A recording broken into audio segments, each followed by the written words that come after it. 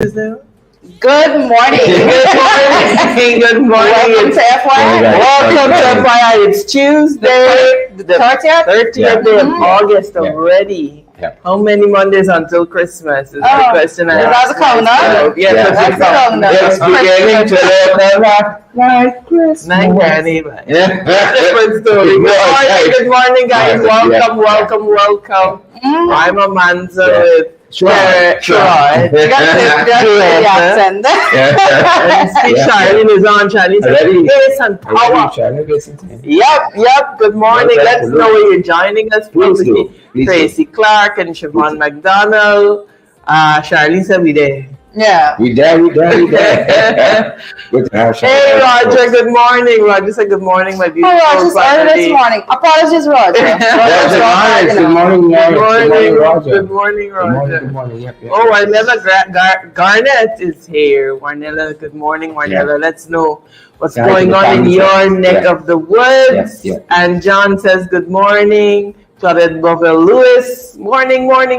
Everybody out. Charlene says I love you. Yes. Thank you. Elizabeth Williams says good morning. Magnell Barrow. Everybody's here. Yeah. Remember to share the live.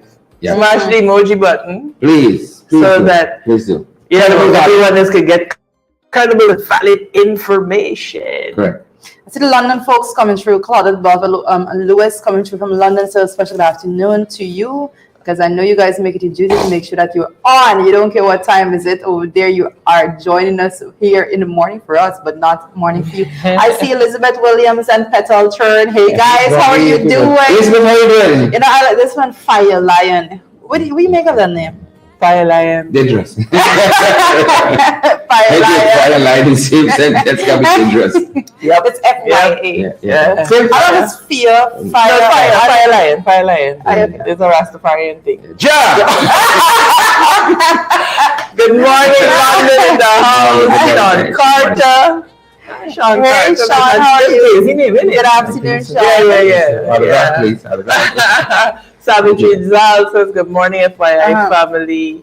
Savage, how are you doing? Hope you're at work, based on the hour. Hope you're watching us, listening to London us. Silver says London is in the house. Yeah. That's correct. London, loud this morning. Queens, Queens coming through Marlon Thomas. Hey, Marlon. Majesty. Marlon always check in representing Queens there. Yeah. First, you know. Yeah, Daisy says good morning to all freedom fighters. Patrick is only feeling like this morning. Right on, present.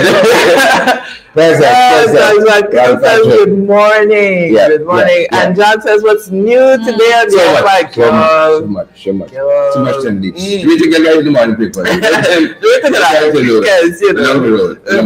You know, they need to this morning. You see, 3 minutes in, What's new? Yeah. moving on from the scene.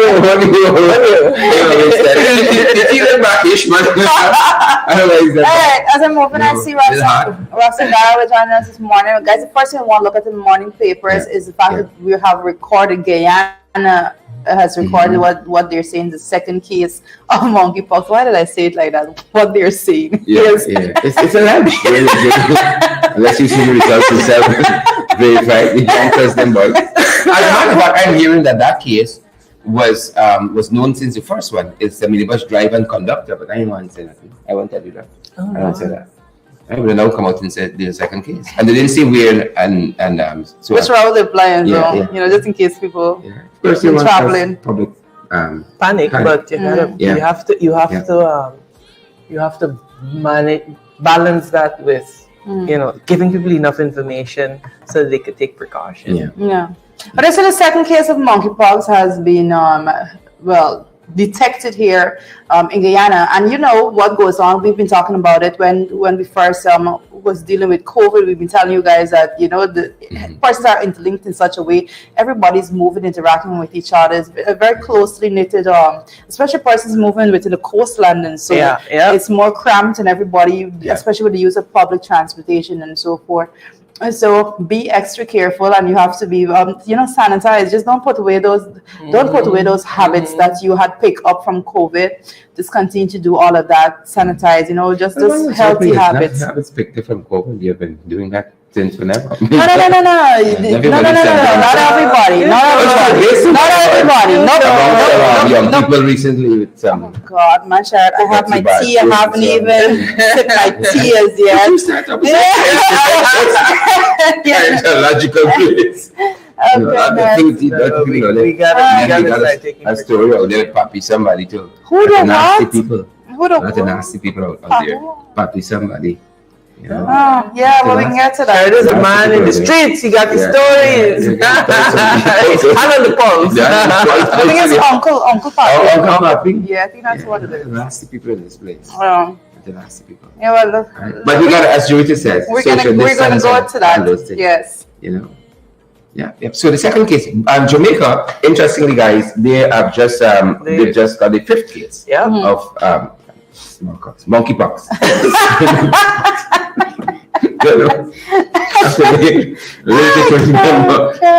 Chicken pox. I've been out there.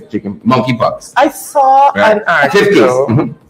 coming out of Pakistan where the cows. Yeah. You saw that? Yeah. Where the cows have a very rare. Well, it's everything on leash. This is the you know. But my thing is, I have. All right. I'm telling people to be cautious out there with how you interact and all of those things. But I have I've seen this age of vaccination and so on the rise. And monkeypox is not something that is new. I want to just say that it's not a new disease out there. So it has been around. People have been tested positive for it, have been getting treated for it and all of that. But a lot of times when you see this social media hype on something, is what coming next? Mass vaccination. But interestingly enough, so that gives me a little bit of, because what you're talking about with the cows and all of those things, there's so many diseases out there that people are contracting and being medicated for and all of those things. Yep. So I think as a world globally, we really need the global leaders need to come together and really strategize and think where they're going for the sake of the people and not for pharmaceutical corporations. I'm very skeptical. I'm sorry. I'm going to be meeting about all all the of leaders. But you do set the agenda.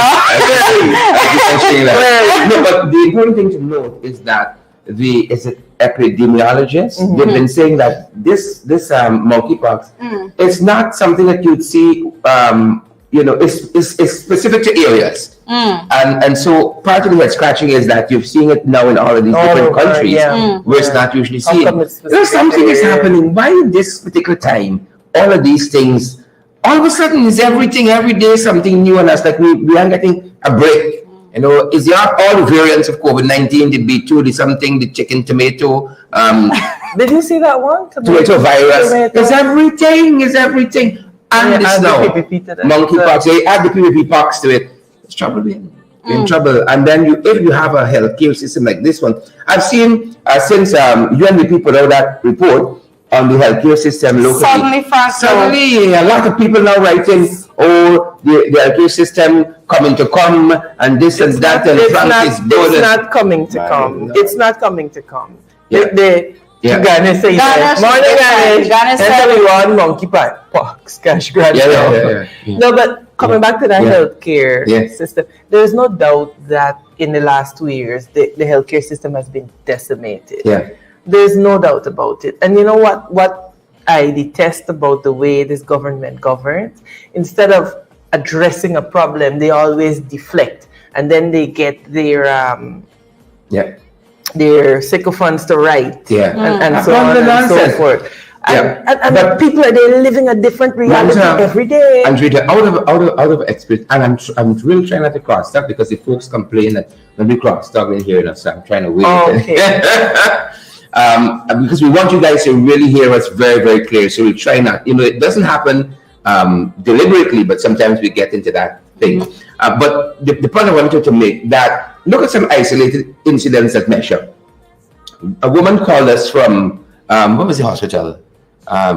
In the interior, Vision 9. One of those hospitals there. Went to have a baby. She said suddenly the table, the birthing table there has disappeared. It's a chair. the baby twice. Right? She lost the baby. That's one horrific incident there. And she said, unsolicited, she said, in 2017. I just want to correct your terminology by saying, don't say she lost the baby. The baby died after. Well, the baby died in the process. You know, when people say you lost the baby, it's a miscarriage type thing. Yeah. Right? The baby died after falling twice by the midwife. Twice, right? But she said that the healthcare system there was far better in 2017 time. That's what she said. Unsolicited, she said that. Another case over the river, totally different case. Man has a stroke, taken to West Dem Hospital, right?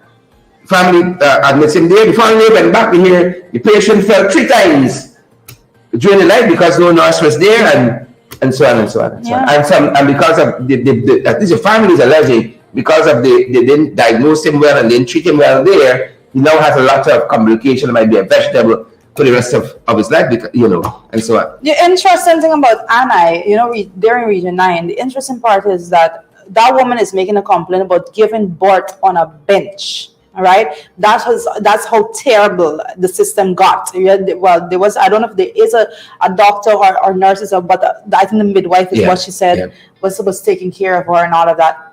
Point is, very recently you saw this glee and this joy and this excitement on your finale's face when he said, "Oh, the 600 of you, we're going to give each of you $1 million, and you can't put a damn bed in the hospital for women to give birth on." And that is why she said she was bringing this public, just because she wants to see a better system for the others, so that other persons people who go don't there. have to suffer that fate. Yeah. But you notice there is something happening that concomitant with the deterioration of the public healthcare system, there is the emergence of the private healthcare system. And it's not by accident, Samantha. This is what I'm. This is the point that I am making. And so you have to notice that these things are happening simultaneously. We got big companies announcing hospitals in Region 3, and one is supposed to come on. Deputy hospital in Region 3. Yes. You might see one in Region 9.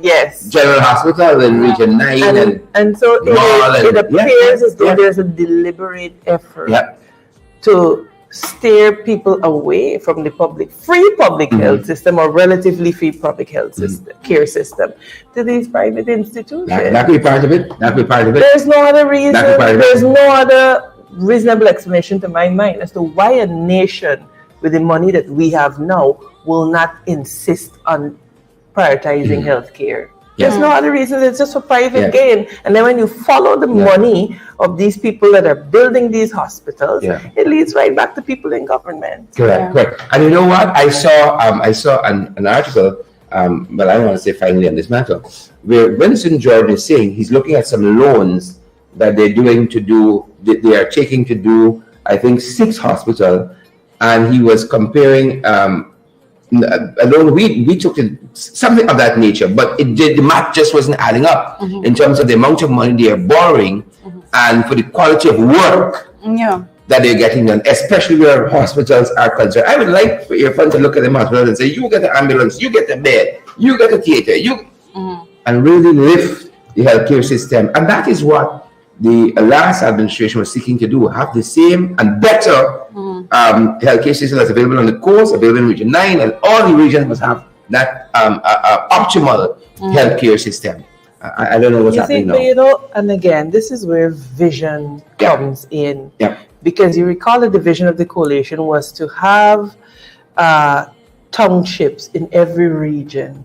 So that is how you begin to decentralize. And if you're talking about moving from the coast because of global warming and climate change and the adverse effects we are feeling, that is how you begin to do that, by setting up population centers outside of the capital. It's a systematic thing that we do, but you know. Well, we have to keep pushing when it comes to the hospitals, especially at the regional level, because I want to say that under the Grange-led administration did something in which they were equipping what they term regional hospitals, and they said each region must have a hospital that is so equipped that persons must not have the need to come down centrally. When the PPP administration took back office, they went right back to the way in which they were doing things again. The regional hospitals are suffering. They like the dependency. Right? It's not the dependency. It's controlling the resources and where the resources go. Listen, anything. It's never about anything else other than the money with them. How they control the money, who spends the money, and all of that. And that's why it's been done the way it's done. Now, listen, we have some serious issues that we have to deal with. But we have to move forward, guys. We literally just touched on the so much. First topic, and it was in Jamaica. Monkeypox locally and Jamaica. We got so much to talk about healthcare is concerned. But as we continue, guys, a lot of allegations was levied by a VP Jack Dio against Alexander. Alexander is threatening to sue to the sum of $50 million for those libelous statements. Money got him in. Money got him in. Well, he's actually begun the process, the legal process. So I assume that we will see a writ being filed pretty soon. And we could remember prior, guys, if you could remember, the case with Annette Ferguson against Ajagio was because of libelous statements as well. And that judgment because was twice confirmed. Twice confirmed, because these people live, they can go out and just blatantly lie about someone, and that's the end of it, right? And then you hear Nandal come and say the government getting sued every day, and it's crazy. And then you got some folks who said, "Well, I orchestrated to threaten the life of the president." And I said, "Well, like the boy said that they come." But Gail like to throw these things around. It is always when one side says it, it's bullying, and when they say it, it's somehow it's the gospel truth. It's robust democracy. In 2015, they called for the removal of Steve Sturge Valley. But Aubrey Norton called for the removal of Justice Credit Singh, and he's threatening her life because she can only be removed by death or resignation. I mean, do they hear anyway? It's not like they care. So whistleblowing. That's what they're trying to do. But as we continue, guys, believe it or not, the contractor gets 2 years for gambling school project money. But the biggest question I think is out there is how did he get this school project money? Tell us. Which system did they use? Call him in. But what system did they use? Because he can get a contract next month. Next month he back on the job. It's 2 years. 2 years. USC spending. I might be surprised. He might be spending next month. If you carry home and then carry back in and out, the price is right. I think the name as says here, it says jailed is Dorman Henry. Dorman Henry. That's the name. And the Tusha was the one that said who gave him this 1.7 million. Yes, that's right. And then he went. He came to Georgetown. You see the bright lights, beautiful city. And he went crazy. He went princess for 2 days. Then boy said, "Well, then boy said, leave." He's still in the city. Let's put it that way. He's still on the coast. He's a different princess. Not 12. He is still on the coast. Yeah, he went princess for 2 days. Boy said, gamble out everything. Wow. Gamble out everything. Nice time. You understand me? And it's more than that too. He said he was robbed. Right? When they wanted to know what happened with the project and the money, he said he was robbed. He actually went to the police station and filed a police report. The difference. Everybody said the rob was robbed. Right? Yeah. No, through which process did he attain 1.7? I'm still stuck on that part. The process. There's no one time was the process. The shall give him. Listen, the thing. I'm speaking from the level of... We have a lot of time with the public. How do you want to go?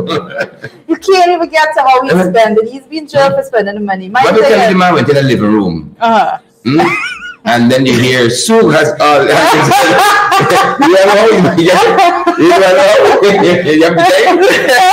Sue gets all. Oh my goodness. 1.7. Nice time for princess.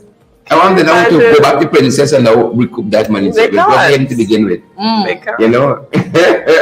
Along the drain. Yeah. But, 1.7 people money. But it makes the point the Juret is making. What's the system that's used and how do you ensure that these things are prevented? Yeah. You know, you're dealing with a gambler.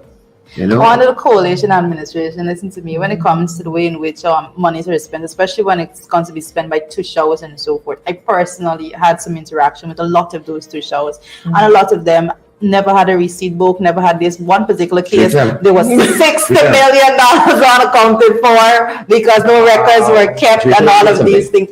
I can tell you, training was done for several of those persons that they wanted to actually get. No. There are some of those areas that are doing it to the book, but then, of course, there's some. Of course, the people got to buy it. Yeah. Them boys got to buy it. Who forget? And you know the other thing, and it has been a story we raised yesterday locally with some young men who robbed a couple in Good Hope. It has been true. So that story we saw out in the US with the racial slur and so on, right? There is what you call misdirection, right? You know, when you have an opposition, a non-opposition person coming, you get all the red tapes. Oh, right. Okay. And if you have a really good basis, you have to dot all the I's and cross all the T's, right? But when somebody come of a different hue, right, all the guards down, and that's how you end up with a gambler. You understand me? When some little black boys come riding on the little pedal bicycle, everybody, hands, they're clutch the purse. They clutch the purse, right? When some other folks come, guards down. It's misdirection, classic thing, and we saw it. Look, this young man, I'm not going to call his name, but he was in the press. A woman went to him, said, tell him a long story, right? She looked a certain way, doled out thousands of dollars. Right? It was a bogus story when he found out. Right? Of course, he felt heartbroken and so on. But people use their own prejudices against you. That's what it is. Right? I remember. You could remember, guys. Misdirection. There was this one time also with a woman that was going around and literally with blood, saying that she was just abused. You know, until she was caught on camera with putting the blood on her. Against you. Right? You got to fake doctors going about the place. The same thing. They use the prejudices you have against. They don't fit the typical mold. They have people use your as these stamps and this and that and so on. They abuse your isms, to your detriment. And then they think your hand fall when you see the man carried off with your 1.7. Right? This is the same thing. Yeah. You know, there's so much happening. You don't get a chance to track it. There was a fella in the local government system in one of those same interior locations who cashed up in the whole payroll. Yes. The whole payroll. Yes. For that. Right? He was arrested. Whatever happened to that story? I got to check back on that. You know what? Look a certain way. Yeah. And they use their own prejudices against. Classic. It's a classic myth. And he was able to do that because of the system that's set up for him to have to physically have the cash on hand. To take it, Yeah. Man carried off with the whole payroll. Now the man gone off with. And they were building some hallway for this school or something like that, but this 1.7 million that this fella gambled out. Right? So again, you imagine the children that will be affected, the ripple effects of just that very selfish act that he committed. And clearly they got money to build a hall faster than Multi got money to rebuild in the city here. But that's another story. As we move forward, to this paper, third matter, North Ruimveldt Secondary School contract. That's where we are. Well, guys, believe it or not, believe it or not, I haven't even tasted this yet. Guys, believe it or not, as we're seeing in the editorial of today's Fabric News, they're having some bit of contention when it comes to the contract awarded there and who it's awarded to for the rebuilding of the North Ruimveldt Secondary School, because they're saying here that on August, multi for persons who know it like that, right? It said on August 24th, a contract valued $566.9 million was signed for the reconstruction of North Ruimveldt Secondary School, which was destroyed by fire on June 19 last year. The Ministry of Education said in a statement that following a public tendering process, the project was awarded to, Cares, I'm not sure how it says, Kares, I'm not sure how to say it, Engineering, Inc. Nevertheless, there's an issue here as being identified here. So ordinarily, there may be no raised eyebrows except that the winner of the contract has been deemed to be culpable for disastrous work on the Cato Secondary School. The $728.1 million contract, which had been awarded in 2013 under the previous PPPC government, delaying the functioning of the institution and requiring costly remedial work at the expense of the contractor. Yeah. So that's the person there. They're not bringing them back into school building, but they still have this huge asterisk. And Samvik News has a right to question that. Yeah. Persons also asterisk the fact that the portion of that school that needs rebuilding is far bigger than what is projected for the new Big Dam Police Station headquarters. But this building is costing far less and it's a bigger structure. So that's an asterisk two people are raising. We need a contractor general. Yeah. Well, has one, right? Jamaica, several jurisdictions have one. We need have a contractor general. Yeah, we have to look at those things. And I just want to point when it comes to that special investigation that was done into the Cato Secondary School. And let me say this: you see the schools the contracts that are carried out in the outlying areas, the hinterland locations, contracted to the world of crap. Yeah. There's no nice way of saying it when it comes to those particular projects. They take the guard time, they do substantive work, all manner of nonsense. It's a mess. I'm absolutely fed up with it at this point. But that particular investigation, that special investigation, was done back in 2015, believe it or not, because the no objection was actually done in cabinet. According to the Auditor General's report, it was in December of 2012 that a no objection was done, and a contract subsequently signed in January of 2013. That contractor went on to get a series of extension to finish a bill and still had to go on for approval by the finance secretary for him to get a multi-year contract. It's serious. It's very, very serious the way in which things were done. It's crazy. It's a lot of money. And then to bring that person back in the system, what are the safeguards that are there to prevent a reoccurrence? What are the penalty clauses like? We have to get, these are the people, it's we money, This is the people of Guyana money. It's not Jack Deal or Irfan's pocket money that they're using to do this and can do it at their discretion. Yeah. We have to begin to insist that Guyanese just get quality work, man. It's really... And the system there, they went through that particular system just for clarity for persons. I'd like to just be clear. It went to a consultant, and the consultant was dealing with the contractor. So it wasn't a straight process like that either. But we have to move on from that. But what we can say is that we have to be very careful, and we have to just be not be careful. We just have to keep an eye on work to make sure that you don't have a lot of time contractors have genuine issues, but a lot of time contractors also do nonsense. We have to look at all angles and see how it moves forward. But hopefully that school doesn't have major delays or anything like that. GGMC must be held accountable for mining devastation, not junior officers, Sherrod. Correct. And we've been following this at Senaru, at Chinese landing, and some other places. The devastation has been caused in these indigenous communities with regards to mining. It's not some low level officer, right? It's big conspiracy. That's what's happening, right? And a lot of, we're talking about, I think you talked about it yesterday, we were talking about this 1 million handout. Right? If we allow to earn from the land, you give us the skills and the equipment.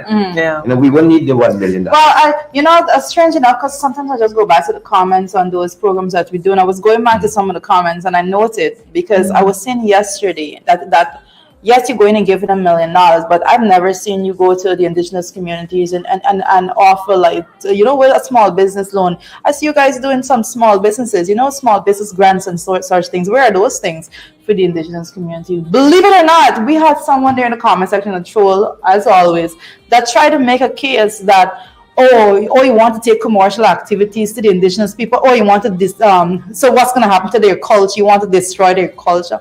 And at that point, I was just thinking, but at that point, I was, sometimes you literally want to use explicit at some people because how is it? You're not destroying the culture when you have other people going and working their land in their presence, when they have to be the consumers of the production from other people. But you're destroying the culture if they do it for themselves. But economic empowerment is not inimical to their cultural development. I'm not going to go into this. It's really very unfortunate that people have that paradigm, and it just goes to show that people will clutch at anything to justify certain you don't subject a people to subservitude. I am most upset about those things by not giving them the access to the resources and to the advancement that they are so damn entitled to. That's the PPP's modus operandi. And when you talk about it, you hear, oh, you have a problem with this, you have a problem with that.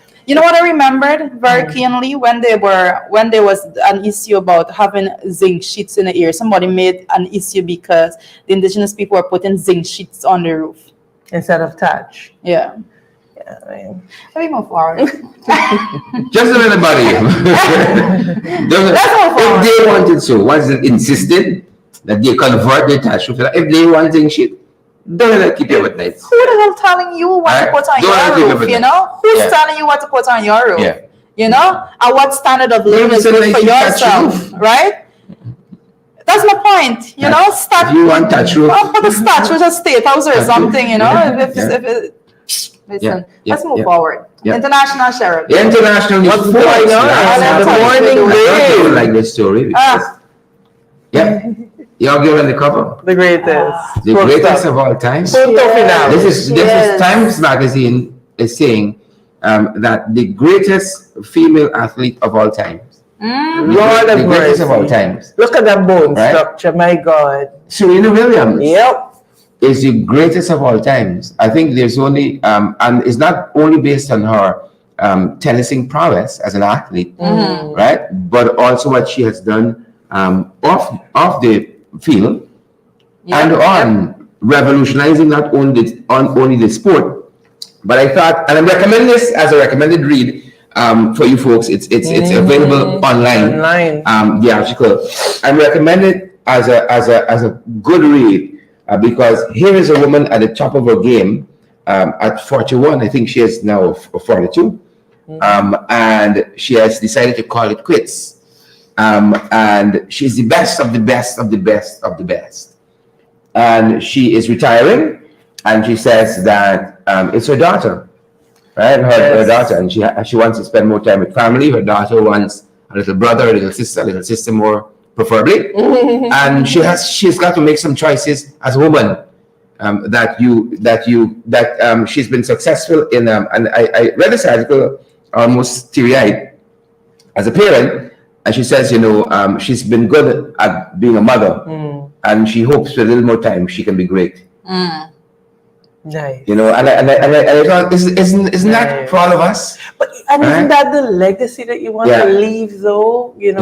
One of the things sometimes you find that you could get, our work could be very consuming. Yeah. Very, very consuming. But I have a policy.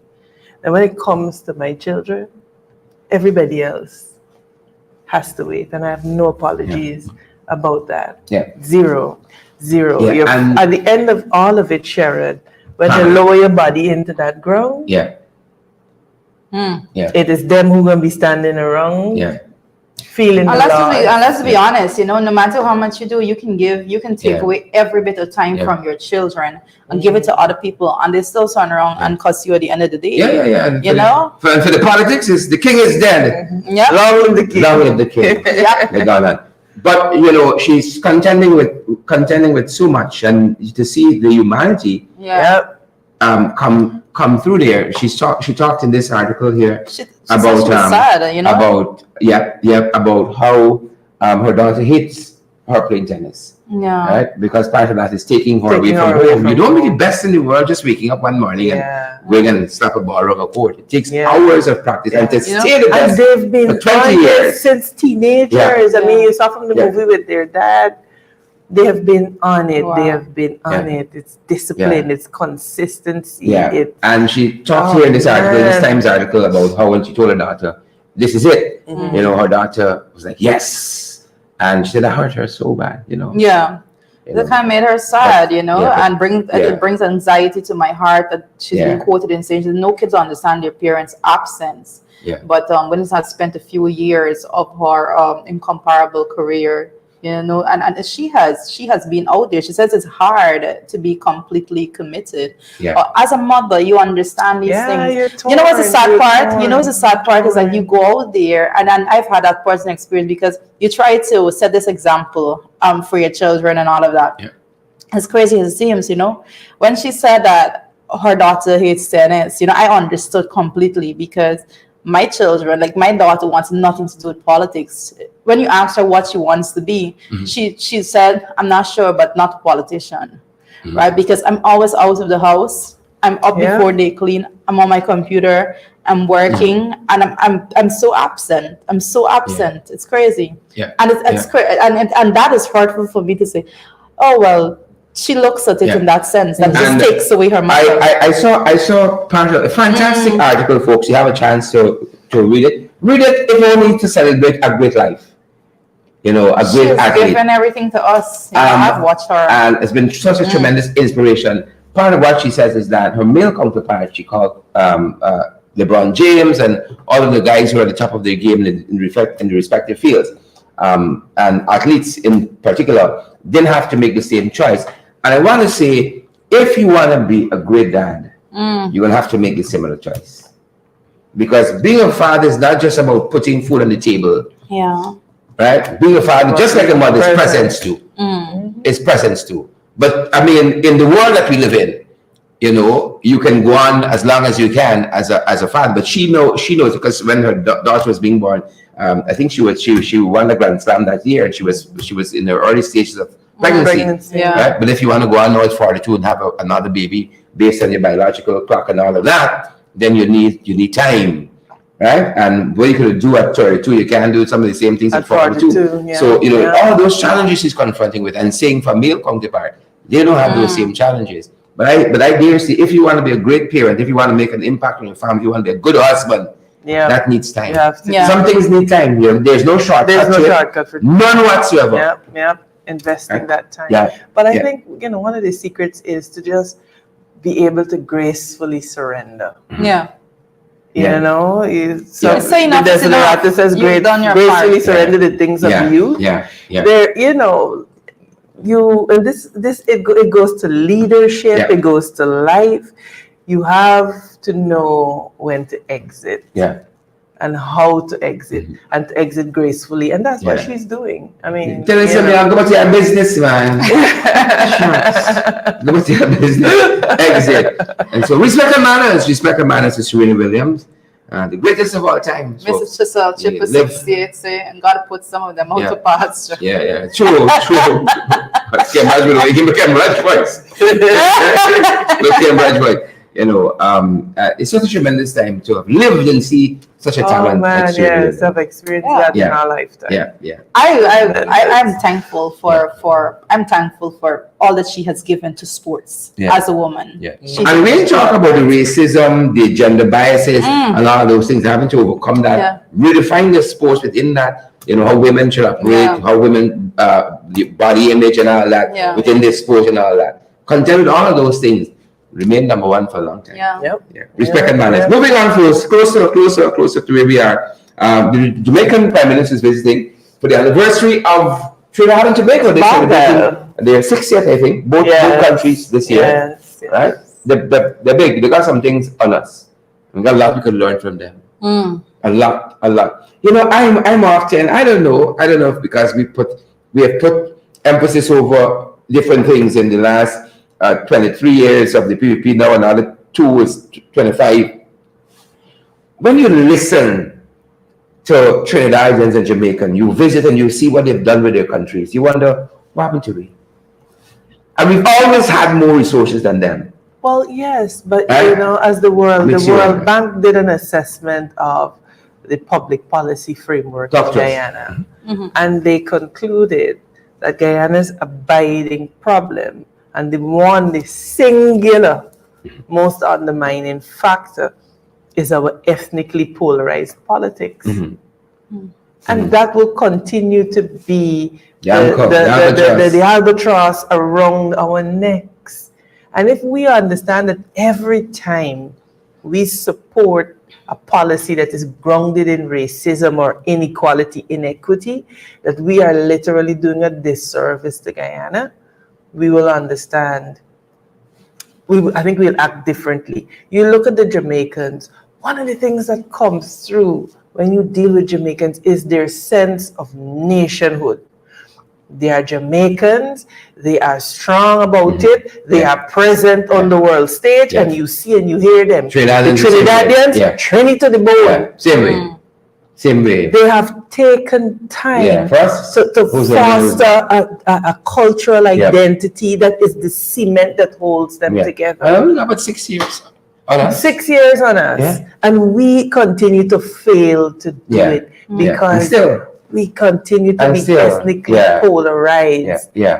Trinidad has a similar racial demographic as we do. But I dare say they don't have the same problems that we do. Suriname has an even more mixed up cultural landscape, and they don't have the same problem we're different that we do. And so Guyanese got to take a long, hard look at ourselves, because I guarantee you, Sheridan Jaretta, in another 5-6 years, we are second-class citizens in our own nation. That's what is fixing, as if people say in the South. That's what's fixing to happen. A lot of people advertising in the comment section. I looked at it. I mean, we can all live here. You could give a shout out, to talk to you. Sneak up in the comments, advertising. We can have no, don't worry. We can all live. But locally, folks, and at home, Nicola Fernandez, been in squash a long time. She has been doing exceptional work. We missed this yesterday, I think, because this was over the weekend. Yes, it was. But she won gold at the Master Squash Championship. I think this is the over 35 championship. That is correct. Internationally. A tremendous feat in and of itself. She's been our standard bearer. She's carrying it there. And she's done pretty well. She's done pretty well. Exceptional work from an overall superb athlete. Congratulations. And we did cover Nicolette. I think we covered Nicolette at least 2 times on this program, in the FYI program before. And one of the things that stood out. And our leader for International Women's Day. Correct. Yes, we did cover her. And one of the things that we spoke about her is that, how it's the fact now that she's at this point in her life, and at the age she's at, and she's still able to go out there and do great and accomplish so many things, and we celebrate her. Woman of her soil, and she has been flying our flag very proudly, and we are super, super proud of her and her accomplishments. So we celebrate this with you, and say dedication and discipline. Absolutely. You don't wake up one day, like you say, and go and do this. Every day you gotta go there, pound that pavement, pound that court, pound that field, and you get a result if you do the hard work. Like in any other sphere of life, if you do the hard work, you get a result. There's no shortcut. I've learned that the hard way to success. You gotta keep at it, keep at it. Just the way. And one of the things that I am finding out at this age, which is go ahead. Sneaky, very sneaky. One of the things that I'm finding out is that the consistency in the seeming mundane things is what brings the success. It's one of the most beautiful revelations I've had as a person. That is not a big ticket item. It's getting up every day and doing this small thing. A couple of things there. Small things like today I can do 100 squats and sticking at it. And that is what brings. Did she just say 100 squats is small things? I read that somewhere that success is a series of small things. It's like flying that jumbo thing, jet something is a series of small things. In that cockpit there is a series of small things to get that whole plane off the ground. That's a success. It's a series of small things. And they said great companies do the same thing. It's a translation in life. They said, you look at that keyboard for the piano. If you know the first 8 keys, everything else is a repetition of those first 8 keys. Like life. A big company, you name them, they are good at doing 4 or 5 things well. When you're young, you think you do 100 things. Right? It's those small things you do and add up over time. Something about age that mellows you out. Yeah. I was young and brash. You weren't just brash. Just brash. But respect and manners, folks, to Nicolette, exceptional work. Everything else from here is to the side. This one. Oh, goodness. Simon King, chopped to death. We're trying to save a relative from a cutlass attack. And folks, life is so cheap in this country. And I dare say it comes back, I can segue from what the manager just said. It's how life mellows you, right? I heard T.D. Jake says this, put it this way. By the time you figure out what life is, half of it is gone already. No. Half of it. And that's why the folks say youth is wasted on the young. By the time you figure it out, half gone. These fellas drinking. Somewhere, just like a wedding in, what's the area? It's in the notes there. Waruni? Barbies River. Right? In Barbies River. I just had a wedding and further down to the waterfront drinking, and somebody arguing about the cutlass. This gentleman, Mr. King, his relative jumped in the conversation with the cutlass. He said, both of you can't own the cutlass. And the man said, well, you like that, no? Push you overboard and start chopping the relative. And he intervened. The relative hand was severed. It's a little argument, Who won the cutlass? Who won a cutlass? Cutlass is how much of a cutlass? That's the point, Sharon. It's $1,000. That is the point. These people can't afford to buy another cutlass. The relative hand was severed. He was and he was chopped some other part of his body, and he was chopped to death over a cutlass. That's not the real issue. Never the real issue. Tell us an answer. No, there clearly is. That's pent up There's frustration. there's something simmering below the surface. That is not about that issue. That is not about that issue. Either they had bad blood or people have some real personal issues that they went out there to drink and well, and that's there's just something crazy. about alcohol and imbibing that reveals, I said, drunk men tell no tales.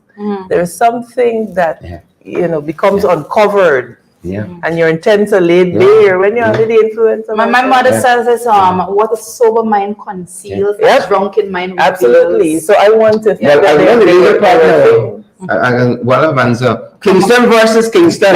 Drunken intent. Kingston versus Kingston. Yep. Drunken intent is still but and that is so sad because a life is gone.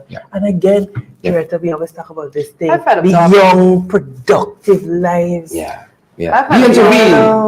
How is the peacemakers too? That's another thing right there. Simon King. Thoughts and prayers go to his family. Thoughts and prayers definitely go to his family. We told you honest, everything starts from this point here because this is our direction. Not too sad, but Onika Pompey, beautician, Onika Pompey has apologized publicly to Kwesi Edmondson. Kwesi, yes, she'd made some disparaging remarks about him about a year ago, and he took her to court, and as part of him dropping the matter, she had to apologize, and she apologized on social media. Can't we just all get along?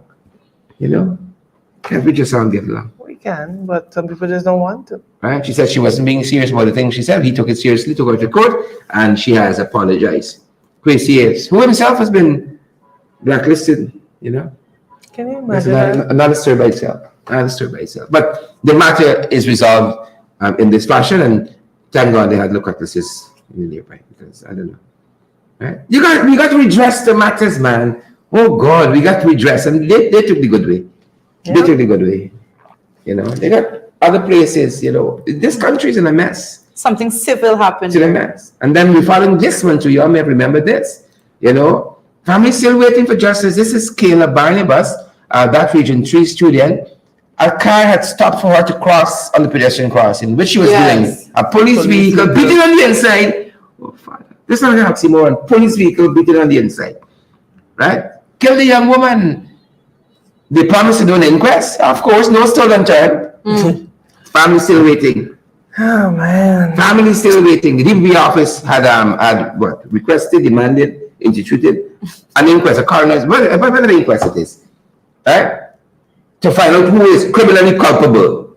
Well, if a police vehicle with a driver not belonging to minor pedestrian crossing, they're on the inside, going through. I don't know if we got to go through. Why do we have to have an inquest? Nonetheless, the inquest will start yet. And the young You lady, ought to be know? you, Sherrod.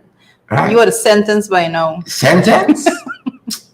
Further than that. You know, I was going through some of the photographs as we were looking at this story earlier, and I saw Priya in the people house and so on, some of them, you know, right? I don't have the thing that's But you see, the real living and the real life and the real caring begins when the camera's gone. Yeah. Then it's when the real challenge starts. And so young Kayla, how old she was? 15, 13, 15? And she was little. Somewhere there about. It's gone. The family asking, want the justice for us. Kayla Barnabas? Gone. But you know, Sherrod, this is why these issues surrounding the Bascom saga are important that we resolve. It is important that we resolve those issues. The entire system is broken. And as we are seeing in the case of the Kayla, it is only the people that will suffer. But it continues to amaze me how some people could defend a broken system because they gain from it. They benefit from it. And so they're content to protect corruption because they benefit from corruption. Not understanding that you are undermining the very foundation of this nation. Why can't an inquest be started? But even, before we even get to the inquest. It has to get a nod. The nod, the go Based ahead, on those the instruction. Yeah. They need to And if you want to see a matter delayed, right? Send the DPP office. No, the DPP sends back very fast response on some matters, But Bascom got 7 charges already. No, come on, before we're gonna get to that. Let me just go down. Terry Chan Balgobin, who killed the teacher from Barbies, matter still before the thing, a year on. The other one, Region 6 Vice Chair, who too knocked down a pedestrian, killed them. He filed still with the DPP, and a whole host of other people. Filed still pending, right? The one probably is more lengthy, it's a lot more reading, and so are more complicated. But Bascom and so on. What the amount of complaints being made against the force and elements within the police force, what I can say is that I remember this one headline that spoke about the police having body cameras and all of the division, all their commanders actually having the access to those things and so forth. I did ask the question, at what point in time do you see persons out there using it? Because I am yet to hear one report that reference the body camera the footage from the body camera was accessed and made available to aid in an investigation. It's a secret. Never once. I'm happy you mentioned that because Bascom, what precipitated all of this was an arrest that was made. Because the house that was found, the cocaine was found there and so on. Those folks where the cocaine was found was sentenced within a week. So in Parag niece, whatever the young lady's name is, was caught trafficking in cocaine, was charged. And then she went for a psych evaluation. We're still waiting to hear. She's out on bail. What happened with the psych evaluation and all of that?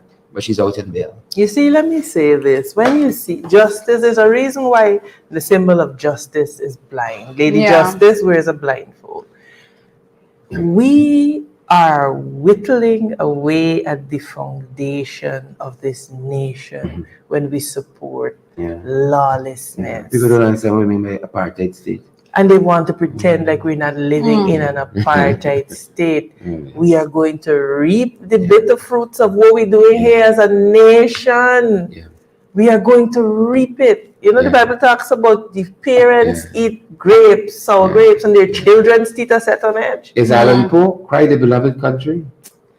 This thing that we're doing as a nation and failing to speak up. When these atrocities happen,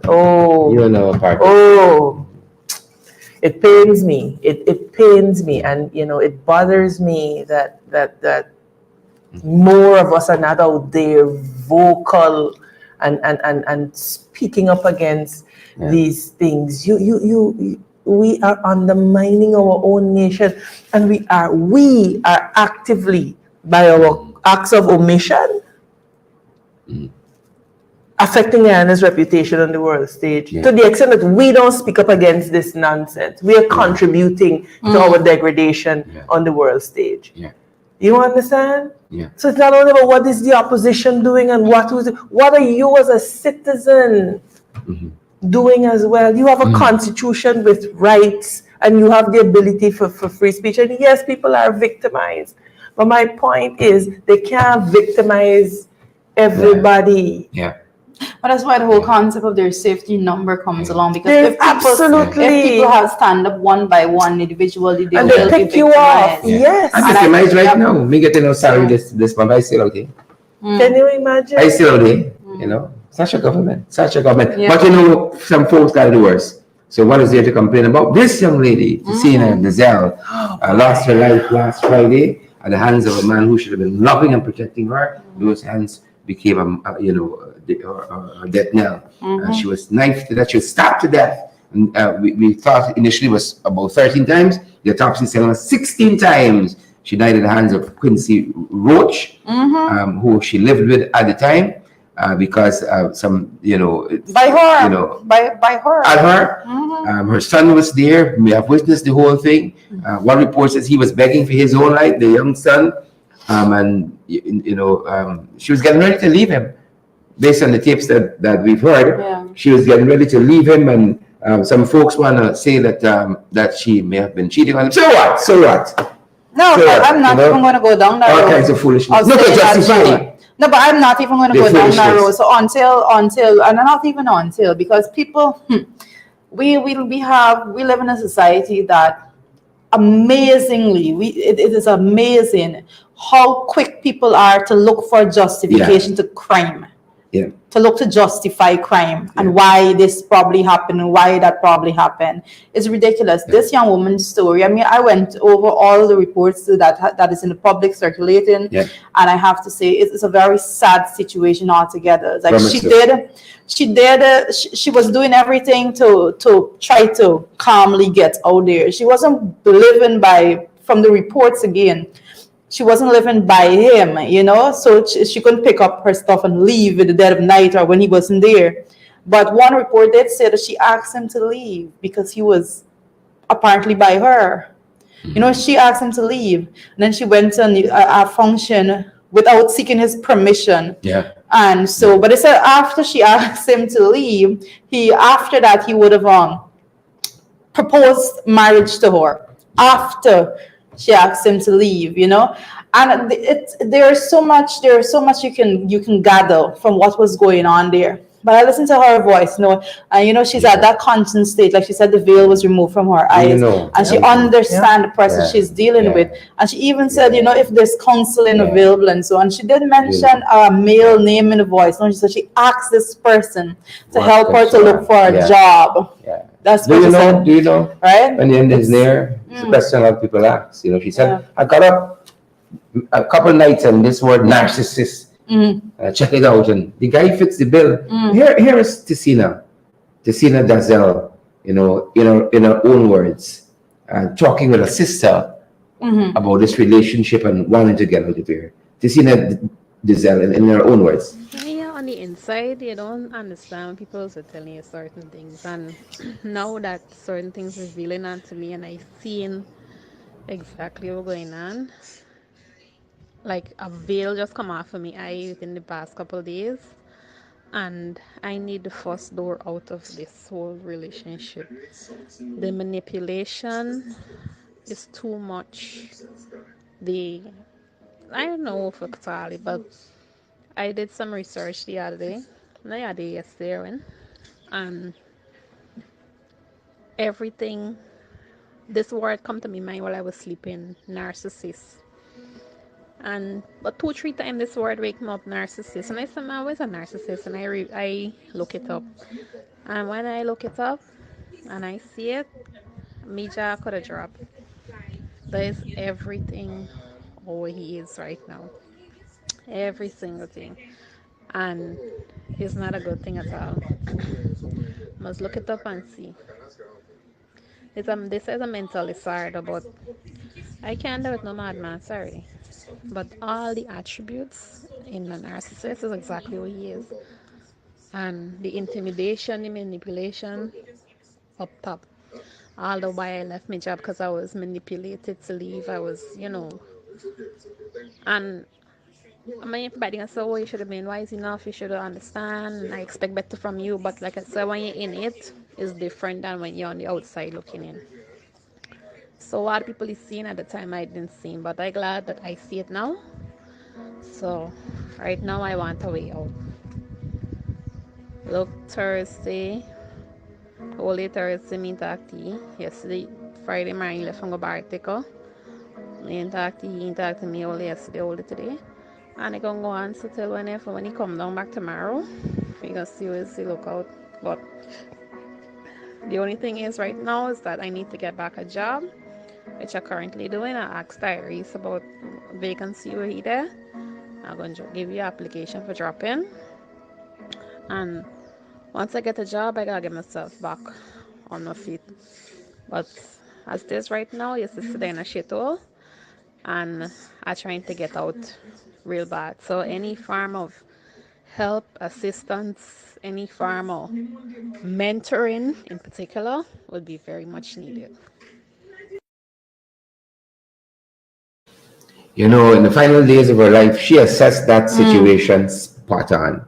Your sister then a shithole, right? Is that shithole produced 16 stab wounds, you know? And you know what is even more tragic? A lot of women, even as we speak, in some similar situation. Yeah.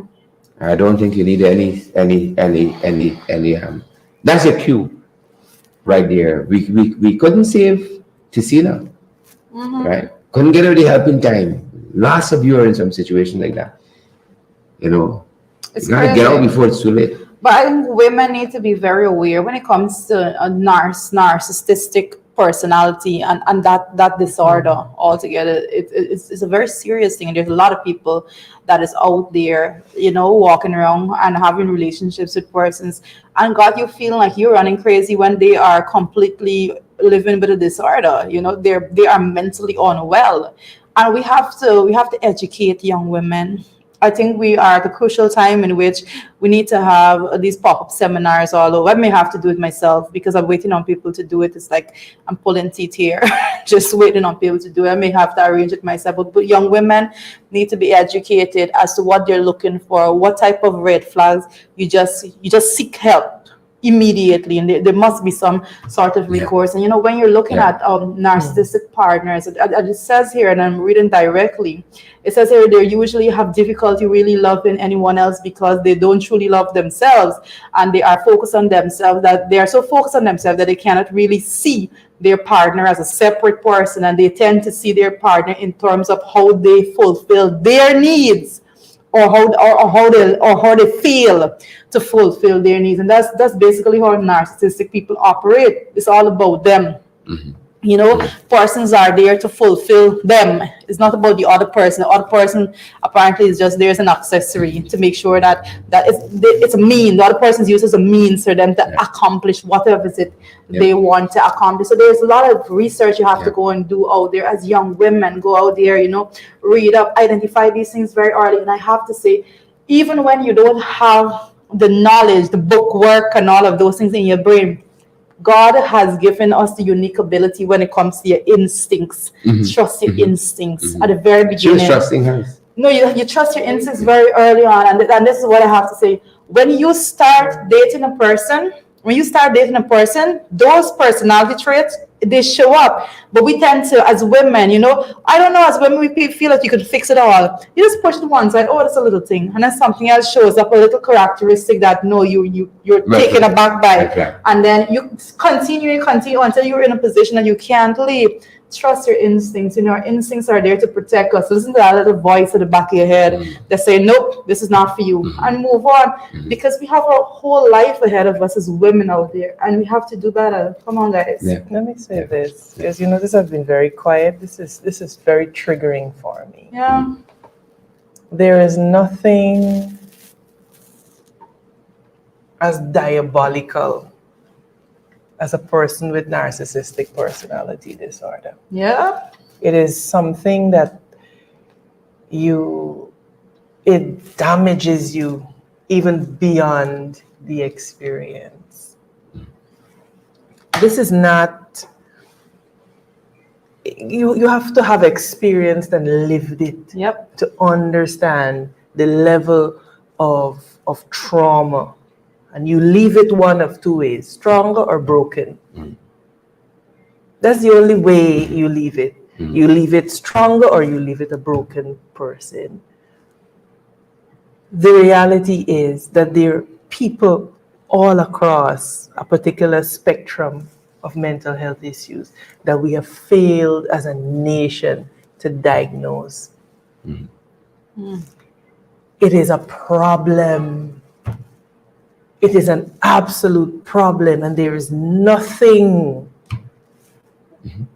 as difficult as dealing with and extricating yourself from a narcissist, a relationship with a narcissist. You have to experience it to understand. But I am afraid that what we are doing sometimes is that we are, I don't want to use the word cheapening, but we bandy the word about a lot without understanding just how diabolical this thing is. That's crazy. As a mother of two sons as well, because they are narcissistic women. Don't let's pretend that this is something that only affects men. That only they have narcissistic people all across the spectrum. But when it comes to interpersonal violence, it begins with how we raise our sons. I am the mother of two sons. And I am conscious of the fact that I'm raising two future husbands. And that is how I train my sons, instilling them the qualities that you as a woman would want to see in a partner. Because a lot of us are raising little monsters. God. That go out there and wreak havoc on people, girl, children. Do you understand what I mean? This thing, hey.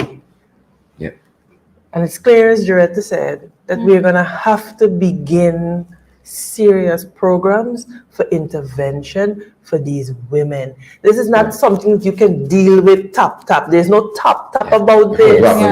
There is nothing that breaks you as much as you are in a situation and you like, am I running crazy? Like, am I losing my mind? I can say that from a position of experience, so I can speak. This is something I've said publicly. This is nothing I shy away from. I embrace my past 100% in order to properly move forward. So, and you have to understand, the lack of empathy that comes with a narcissist, lack of empathy. No empathy. You could be there rolling up in pain. And they lack of empathy. You, and then and they mirror you. And then you know what? You can invariably trace back to find that somebody, when you look at that person's life, there is one traumatic event that split them as a person. Invariably. And so I'm saying this whole thing requires a whole of government, a whole of systems approach. We could say, oh, he's this, he's that, but he became that. And there's a reason why. And until we create a space that men feel safe to talk about their trauma, this is a cycle that we're going to create. But I need to stop because I get, this is personal for me. I get, it triggers me. So I need to, But definitely this needs all hands on deck approach. To move it forward, because we've been seeing that this here is the other pandemic we're dealing with when we see how women are being killed wantonly at the hands of somebody they know, spouses, we seeing this other fight creeping up of recent, might have been always with us and now coming to the fore, this drugging and raping. You see a plethora of stories emerging now. This drugging and raping that's huge right about that is something. And again, I always say this, guys, and you have to know it, you have to live it to understand. When it comes to the outlying regions, the hinterland regions, those things are not even reported to the extent that they need to be reported. Again, comes back to the man to just say so profoundly. A lot of people raising a lot of little monsters.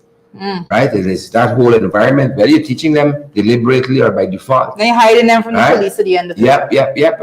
The boy was hiding the convict, the fugitive on the parents. It's about how you raise children. My sons know that if you hit a woman, I myself carrying you to the police station. So it's not an option. Those are things that we have to, or else the cycle will continue. And a lot of our promising, now look at it, you have a 6-year-old child without a mother, a young man, because from what I understand, he was running some kind of business that was beginning to pick up. His life is gone on the drink because he will go to jail. Well, I don't know about the business that was Miss Dazzle's life tragically snuffed out. I hear that, I hear that about running a business that was about to pick up. I hear that, but I also hear that she was working and she had to quit her job, and that he was living by her and all of that. I get it. I'm not about the facts. I'm saying that if these things are true, all the lives are in secret. It's just lives you have to that wonder too, because I heard one person with experience say that when a father shot and killed himself, why he didn't know that he shot the son too, because of the trauma. That's child parenting was right there, and when all that went down. That's 6-year-old. The cousin next door, so she heard the scream and she come out in time to see him walking back to his bus or whatever he came with, to say, y'all call the police now. I don't know what you got to do. For me, that shows consciousness. You're conscious of what you're doing. He did it. And you said something there very important. When you shot the father shot his child and he shot the child too. I have had the experience of talking to somebody, an adult in his 30s. This happened years ago. In his 30s, and he explained to me that he witnessed as a child. I think he was 11 years old. His stepfather stabbing his mother to death. Similar situation. Stabbing his mother to death. I think his mother had about 20-something different stabbings. It was horrific. Right here in Georgia. It was crazy. It was and he, as a grown man, he can't get it out of his head. He can't get it out of his head. He has to live with that. And he says he relive it. And it's in his mind all the time. That's what he witnessed. And he said he stood frozen. He could not move as a child when he witnessed that. It does something to you. It damages you. And unless you make a conscious effort that I am going to heal from this, it is something that dogs you for the rest of your life. And so that 6-year-old boy has to get effective counseling immediately. And comes back to us having this conversation about destigmatizing the need for mental help. We go to the doctor if we get a fever, but we do not place the same emphasis on our mental health. We think that physical health is all of it, not understanding that what our ancestors knew from long ago, science is now beginning to back up. That mental health issues manifest themselves physically. So somebody always with a stomach pain, but when they go into counseling, you realize it's trauma stored in various parts of the body that's manifesting itself as these traditional illnesses, high blood pressure, cancer. That is what the science is now showing. So we have to get that paradigm that we have to maintain our mental health just as much as we do our physical health, and destigmatize seeing psychologists and counselors. And you know, stop looking at them men as are taught, men are taught that this is you know, men don't talk about it. Be a man, man up, don't cry, nonsense. Stop saying that to your sons. Nonsense. Stop saying that to your sons. All the women out there that have sons, stop saying that to your sons. Stop saying that men don't cry. Stop saying that. Stop saying that they man up as though men don't have emotions. Because when they pen that up, you may have to go visit them in jail a couple of years when they're out there in the world. You might have to visit them in jail if that's what you teach them. Because when they build it up, then they're going to just blow out. These are some of the core issues that we are going to have to address. And it will call for a whole of systems approach. It means the mosque, the mandir, the church, Nyabingi, everybody will have to become involved in this scourge, or we're going to keep losing. You know, the final thing I want to say for me on this matter is that I've learned that dysfunction, Joyce and I were talking about this earlier in the week, begets dysfunction. Yes. You said something important earlier on in the discussion, that if you look back in some of the lives of the narcissist, you see a moment there. And I've learned that dysfunction in life begets dysfunction. And I've realized that as a man, I have such a deliberate role to play in the lives of my son, because you've never seen a certain kind of model before you. You have to make deliberate choices because you're already on a certain trajectory, right? And the stats are stacked against you because of the dysfunction that you yourself were part of. And if you don't, if you're not deliberate, then you're part of that dysfunction. And then your kids, you know, as I said, she's raising boys to be somebody's husband. She's raising boys to be, you know, somebody's employee or employer. At the end of the day, right? Employer at the end of the day. And some of these same things got effects. You got a minister, right? And he believes he got to sleep with everybody, right? Who pass across that wearing a skirt or a pants in some instances. You know, that didn't come when he become minister. Right? That was dysfunction. Right? And you got drugging and raping. Where it come from? Where you don't need consent. Right? That's dysfunction. Right? People, it's dysfunction, and it is also. You got a lot of work to do. We have a lot of work to do. A lot of work to do. We got physical work. We have emotional work. We have spiritual work. Because this entire nation needs to heal in every respect. I can trust Spaniard in the workforce. If I bring a motion now to debate gender-based violence, the pandemic, you know, or something else that should bring more focus on this issue, sweet Jesus, it'll land upon the hard paper till, if at all, till whenever. Right? Because that's the country we live in. And that's why these situations, because when there is legislators, there's the other hat that we wear. But we really legislating. And the speaker's role is to keep us at bay on one side. And if you find a little fault to suspend some of us, to keep us out of the National Assembly altogether. Don't pay you. Don't pay you. Right? And so on. Dysfunction at another level. Dysfunction at another level. But folks, we got a lot to deal with.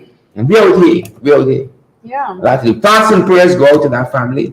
And obviously that young lady wanted to get out. Her father, Owen Dazelle, told the newspapers, Sabbath News, I think the newspaper is carried in, that 3 weeks ago, Cecilia was talking with her mom. She said, "Mom, this thing I'm bearing fruit.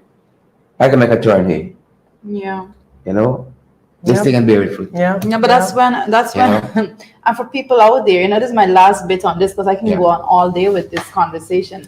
If you are leaving an abusive relationship, whether it's emotional abuse, mental abuse, physical abuse, sometimes you got to, that is all. When you are leaving a relationship, you don't just go, you have to make a plan. You have to make a plan, your exit plan, and you just execute. Because the more people that you tell you leave, it's going to get back to that person, and that's when it gets to this level. Because they refuse to let you leave. They prefer to see you dead than to have you leave. All right? And the other side of this, we can't talk about it, but we discuss it so often. It's when you go to the police station, we got in the lamb. Husband and wife. That is just one part. That is just one part. But then there are endless cases in which a man would go and then pass it all, and then suddenly the page disappear out of the book that a report was made in. Because I want to pretend I didn't see a story last week where a police sergeant beat his girlfriend up. You know, I will say this. Whatever happened to that? Right. I will say this because I noticed people are the girl retracted. I'm sorry. She should have left right then, and she should have, and she said it. She had the wisdom. She said, "Unless you're in it." Because she never saw herself living that life. This is the point that I never judge people with a struggle that I've never been a part of. When it comes to certain things, I can talk.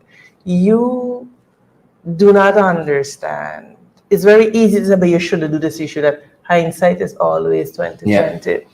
When you see human emotions are involved, when you see matters of the psyche are involved, you don't have the ability to rightly judge that. Because everybody comes to a relationship with their own unique perspective, their own unique filters. Everybody filters situation differently. Yeah. What we have to be calling for is not that she should have left. What we must be calling for is that support systems have to be set up. Yeah. Where is she going to go? Yeah. Did she have some place to go? It was her Is there home. a secret place that she could go to? When you're at your own home, She wasn't her own home. This was a worse situation. You understand? Look, there have been situations where people have just had to leave with their clothes and build back their life. I know a But story you like have that. to- You have to be able to ask for systems to be put in place. We have to have, and you see, this is why I keep coming back to the point of what is happening with our police force. It's going to affect the quality of our lives in a way that I don't think we have begun. And particularly those who are sheltering them have begun to understand.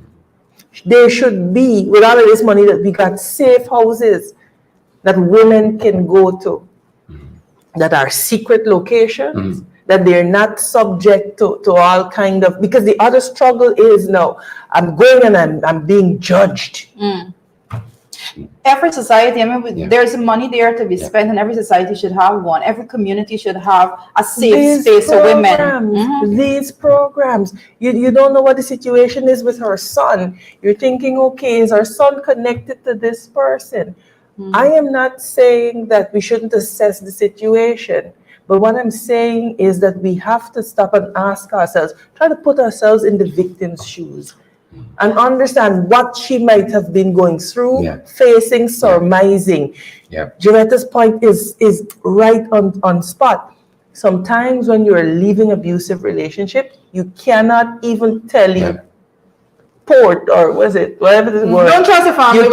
You can't even let nobody. You got to just move. Don't trust your family. You got to move like quietly, and you have to be able to execute your plan. Sure, you remember recently the young woman left, and her family member told the man of her location where he stopped her on her scooter and killed her.